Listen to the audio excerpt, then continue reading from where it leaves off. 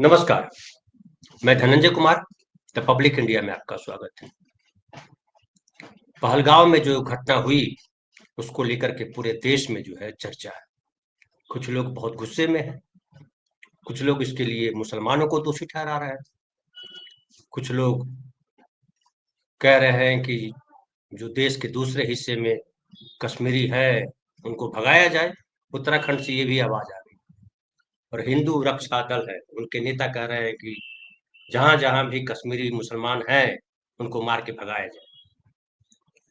प्रधानमंत्री लौट करके आए और प्रधानमंत्री ने हाई लेवल मीटिंग की। उसके बाद कल जो है प्रधानमंत्री गए बिहार मधुबनी में, चुनावी रैली को संबोधित करना था। हालाँकि उसको नाम दिया गया कि पंचायती राज व्यवस्था का कार्यक्रम था, पंचायती राज कार्यक्रम था, उसमें गए और कई सारे उनको योजनाओं का जो है शिलान्यास करना था, बिहार की जनता को समर्पित करना था। लेकिन प्रधानमंत्री ने जो बोला वहाँ, उन्होंने पहले जो है पहलगाम आतंकी हमले में मारे गए लोगों को श्रद्धांजलि देने के लिए मौन रखा। उसके बाद उन्होंने कहा, 22 अप्रैल को जम्मू कश्मीर के पहलगाम में आतंकियों ने मासूम देशवासियों को जिस बेरहमी से मारा है, उससे पूरा देश व्यथित है। कोटि-कोटि देशवासी दुखी हैं। सभी पीड़ित परिवारों के दुख में पूरा देश उनके साथ खड़ा है। जिन परिवारजनों के अभी इलाज चल रहा है, वे जल्द स्वस्थ हों, इसके लिए भी सरकार हर प्रयास कर रही है।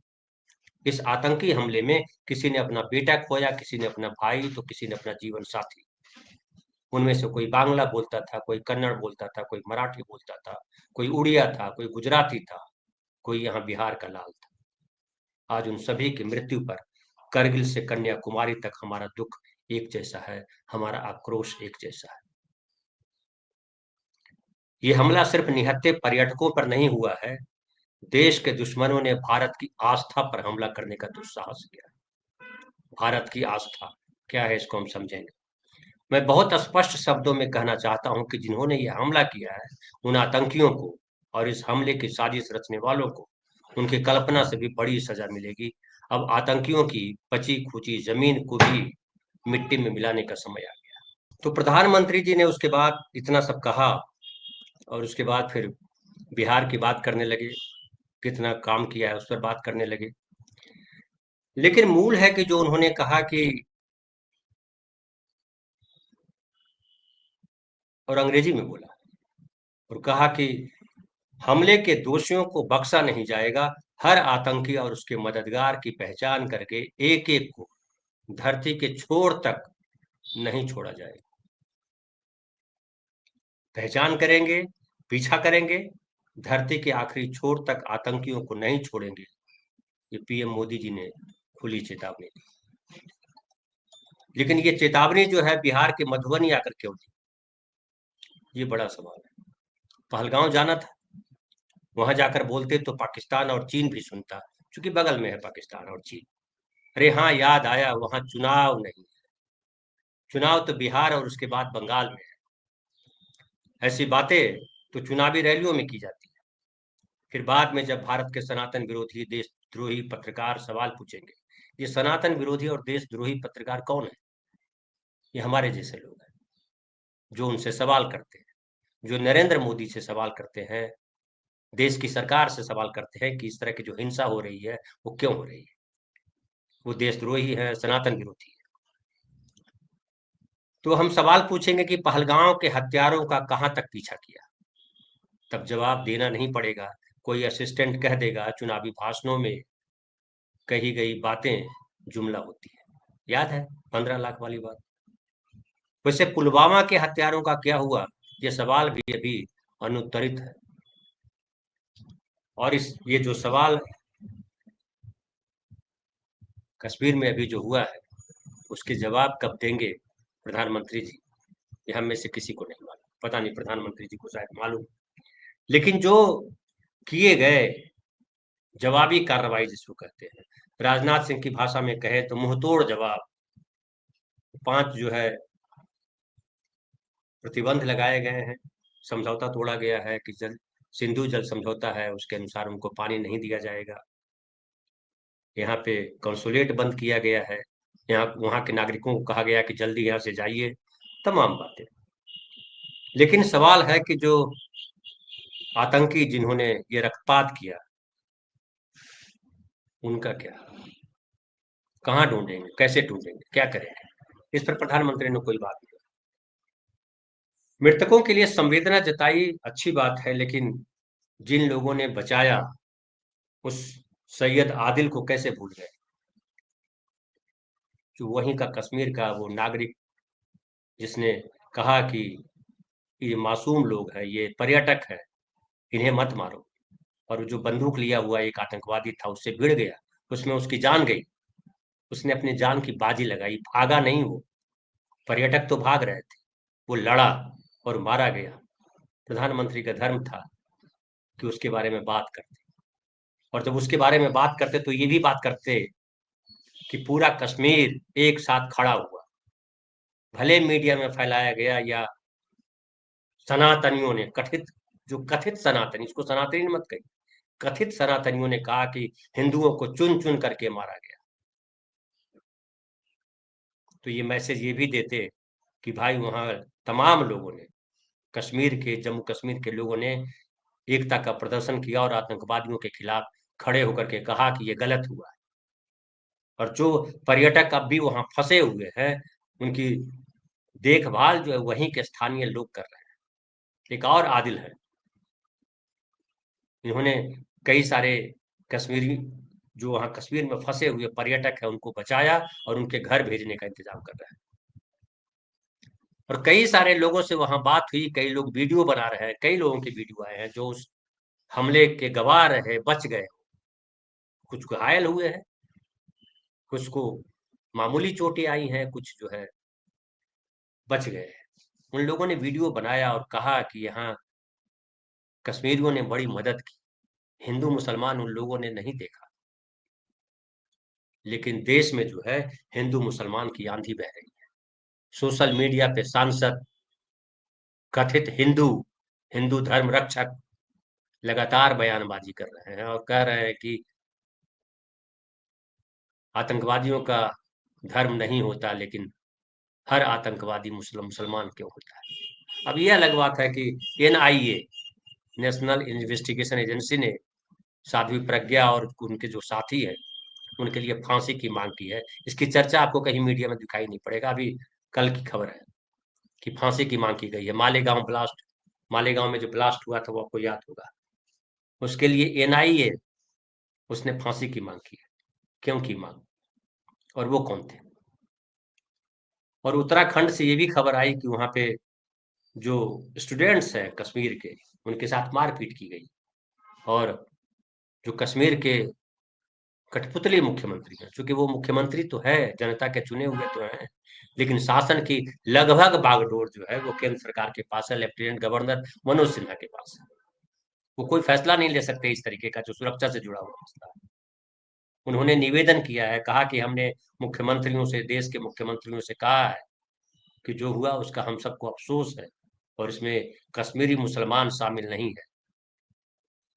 और जो देश के अलग अलग हिस्सों में कश्मीरी मुसलमान लड़कों के साथ होने की घटना आ रही है, उसको रोकिए। प्रधानमंत्री ने कुछ नहीं बोला।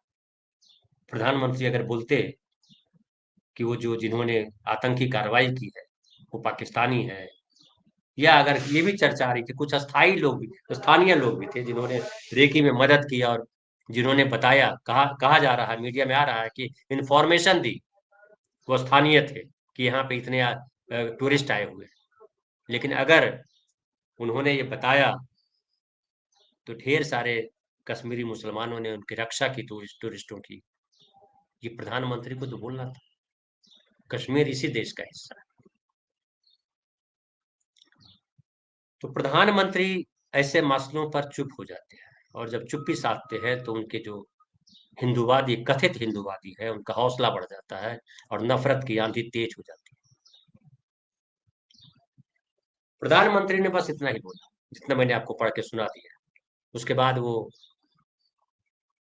क्या कुछ किया है बिहार के लिए, उस पर बोलने लगे, उस पर बोला। और पूरी राजनीति आ गई। लेकिन दुख की बात है कि भारत के प्रधानमंत्री 140 करोड़ के प्रधानमंत्री खुद को कहते हैं। 140 करोड़ में 20 करोड़ मुसलमान भी आते हैं। वो कश्मीर के मुसलमान भी आते हैं जिन्होंने इस विकट समय में टूरिस्टों की मदद की।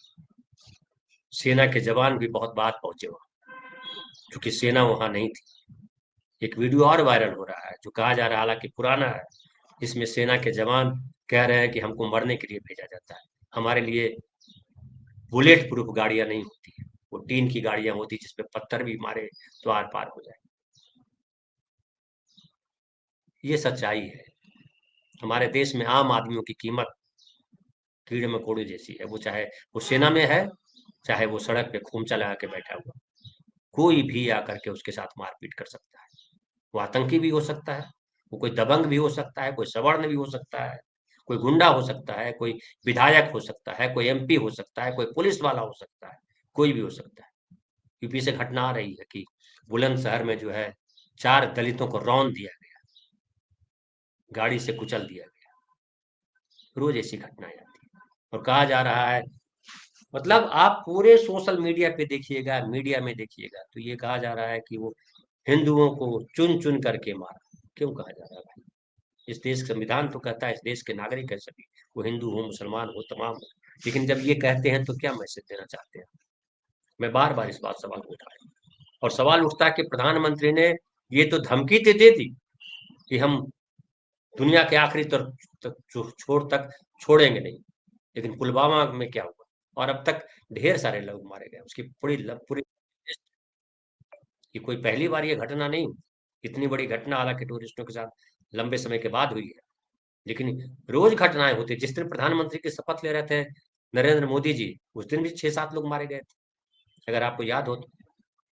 लेकिन कहीं अपराधी पकड़ा नहीं जाता, आतंकी पकड़े नहीं जाते। और पाकिस्तान पे अगर कार्रवाई करना हो तो करिए, आपको किसी की इजाजत लेने की जरूरत थोड़े है। ऐसा थोड़े है कि देश में वोटिंग कराई जाएगी कि पाकिस्तान पे हमला करे कि नहीं करे।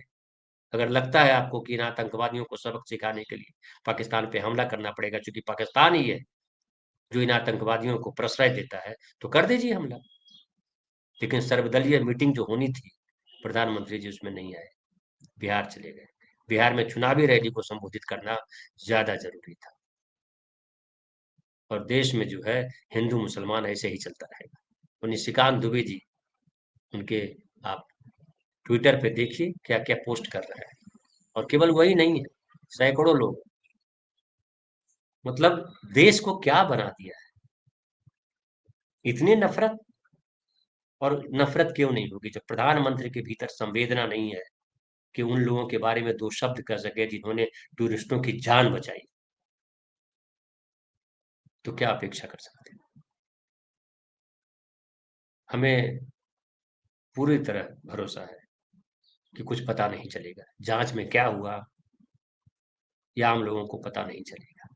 जब संसद में नहीं पता चलता है, सांसदों को नहीं पता चलता कि क्या हुआ पुलवामा पे, आज तक लोग सवाल कर रहे हैं। आज तक लोग सवाल कर रहे हैं कि भाई ये जो सत्यपाल मलिक जी के सवाल देख लीजिए। और एक बड़ा वायरल हो रहा है एक पोस्ट, जिसमें बताया जा रहा है कि 16 अप्रैल का पोस्ट है, इसमें प्रधानमंत्री जी वहां गए, द्रौपदी मुर्मू से मिले, वहां उनका दौरा कैंसिल हुआ कश्मीर का कुछ बड़ा। हालांकि ये भी मैं सुन रहा हूँ कि इंटेलिजेंस ब्यूरो ने ये खबर दी थी कि टूरिस्ट के साथ हमला हो सकता है, टूरिस्ट के ऊपर हमला हो सकता है, क्योंकि सरकार ने लगातार प्रायोजित किया था, या चर्चा की थी कि जो है अब अमन चैन है कश्मीर में, और टूरिस्टों का आना जो है चालू हो गया था। लेकिन ये सरकार की जिम्मेदारी थी कि आतंकवादियों की तरफ या हिंदू मुसलमान करने की तरफ जो पोस्ट डाले जा रहे हैं, जो बातें की जा रही है, जो मीडिया में बातें की जा रही है, उससे ध्यान हटा करके इस बात पे ध्यान लगाया जाता कि हम चूके क्यों, हमारे लोग मारे क्यों गए, और जिसने मारा वो कहाँ बैठा है। प्रधानमंत्री की पहली चिंता ये होती कि वो दिल्ली में बैठ करके सारा लीड करते कि कहाँ है वो आतंकवादी, ढूंढो। सैटेलाइट तो दुनिया भर में लगा हुआ, गूगल तो हमको ढूंढ लेता है हम कहाँ कहाँ गए, गूगल उनको नहीं ढूंढ पा रहा है। ये कई सारे सवाल हैं, लेकिन इन सवालों के जवाब कहाँ मिलेंगे, हम आप सोचते रहिए। बहुत बहुत बहुत धन्यवाद। फिर कल बात करेंगे किसी नए विषय पर।